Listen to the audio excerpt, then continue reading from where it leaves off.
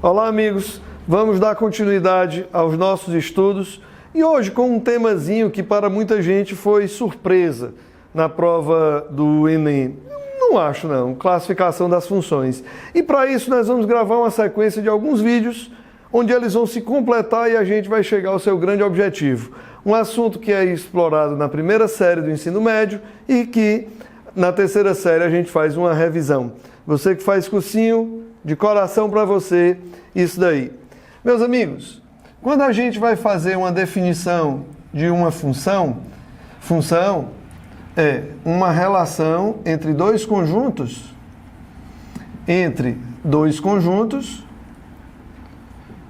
que tem uma condição para atender. Onde todos os elementos do conjunto domínio têm que ser utilizados e somente uma vez. Isso daqui, galera, é o que a gente chama de definição da função, ok? Opa, e somente uma função? Não, e somente uma vez. Isso é a definição da função. Imagina que eu te dou esse diagramazinho aqui. Primeiro conjunto a gente chama de domínio, o segundo de contradomínio. E eu escrevo A, B, C, A com 1, B com 1, C com 2 e sobra o elemento 3. Pronto. Isso é uma função. Eu não preciso olhar para o nosso contradomínio, eu preciso olhar para o domínio. Cada elemento do domínio foi utilizado e somente uma vez. Isso aqui é uma função. Quando a gente tem um outro diagramazinho aqui, olha só. O A com 1, o B com o 2, o C com o 3 e o 4 sobrando. Nenhum problema. Não há nenhum tipo de problema no conjunto contradomínio a título de definição de função. É aqui no domínio. Isso é uma função. Agora, se eu te dou essa associação entre esses dois conjuntos, A, B, C, onde o A está para o 1, o A está para o 2, o B está para o 3, o C está para o 4, amigos, isso daqui não é função. Um valor do domínio não pode ser utilizado mais de uma vez, ok? Lembre-se, nós estamos na definição de função. Ah, Vasco, outro dia eu ouvi falar na palavra imagem. Amigos, o nome desse segundo conjunto é o conjunto contradomínio.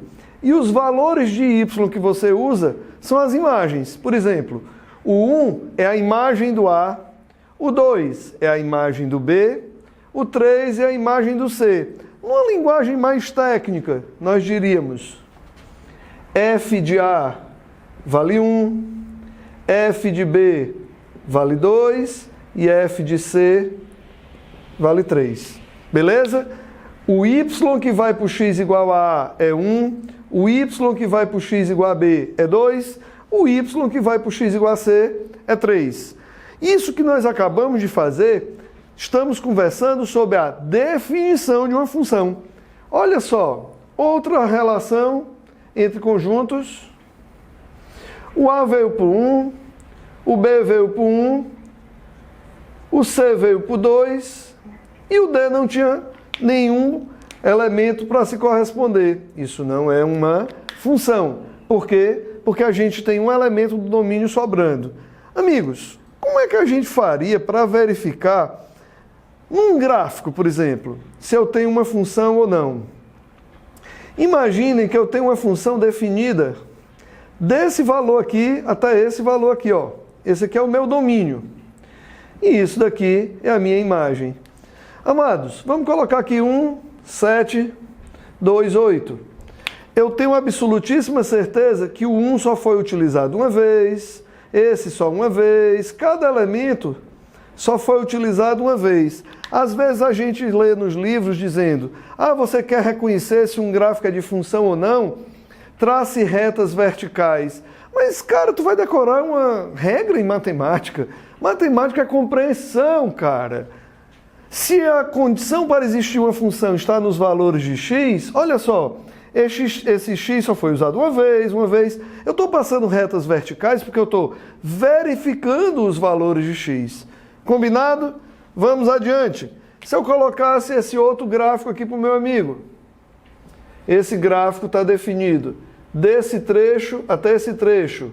Aqui é 2, aqui é 9, aqui é 3, aqui é 7, por exemplo. Olha, esses valores de x também só são utilizados uma vez. Você vai lá dentro do domínio e faz a verificação. Mas, amigos, que tal se eu colocasse um gráfico que tem, por exemplo, esse laço aqui, ó. Ficando na maior tranquilidade do mundo, esse x só uma vez, mas esse valor de x aqui, ele lasca a nossa vida. Então, a partir daquele momento, nós podemos dizer que não temos uma função. Essa daqui, ok? Função quando todos os elementos de x são utilizados somente uma vez. Tranquilo e calmo? E aí, nesse papo, eu te pergunto, será que seria tão importante assim a gente preparar isso como se fosse ser uma questão de prova? Nem sempre o fato de um assunto não ser questão de prova não quer dizer que ele não vai preparar a sua vida para a próxima informação que você vai ter na sequência, né? Então, a gente, depois de entender o que é um domínio, os valores de x que eu disponho na minha questão e que eu vou usar, o que é contradomínio, os valores de y que eu disponho na minha questão, na minha função e que eu vou usar. Eu vou usar? Não, eu vou usar a imagem, ok? E aí eu acabei de dizer que deve existir uma oportunidade, uma ocasião, em que os valores de y que eu disponho, eu vou utilizar. E aí, para isso, nasce um negócio chamado classificação das funções. Olha só que barato. Eu não estou mais vendo a condição de existência. Eu estou vendo a classificação. E aí eu chego para tu e digo assim: esse primeiro conjunto domínio de uma função, e aqui o segundo conjunto, o nosso contradomínio. E eu escrevo assim, meus amigos. O A veio para o 1, o B veio para o 1 e o C veio para o 2. Você concorda que a condição de existência da função está verificada? Todos os elementos do domínio foram utilizados e somente uma vez? Beleza, né? Aí eu chego bem aqui e te mostro aonde está a classificação. Vocês concordam que o contradomínio dessa função é o conjunto formado pelos elementos 1 e 2? E você concorda que a imagem também é o conjunto formado pelos elementos 1 e 2? Então o contradomínio é igual à imagem. E deram um nome nisso, para isso aqui, em matemática, de que essa função é uma função sobrejetora. O que é ser sobrejetora? É um nome que foi criado para todas as vezes que o contradomínio for igual à imagem. Vem comigo. Imagina agora, se eu te desse uma função, condição de existência já foi verificada, onde eu escrevo aqui A, B, C, 1, 2, 3, 4. O A veio para o 1. Eu estou criando, né, isso daqui apenas para você visualizar. Essa função não é mais sobrejetora, você concorda? Por que é que ela não é uma função sobrejetora? Ela não é uma função sobrejetora porque o contradomínio não é igual à imagem, mas tem uma característica legal. Cada elemento da imagem aqui, o 1, 2 e o 3, ele só foi utilizado uma única vez. Diferente daqui, que tinha um elemento da imagem que era utilizado mais de uma vez. Então, quando cada imagem y utilizado, só é usada uma vez, nós chamamos essa função de injetora.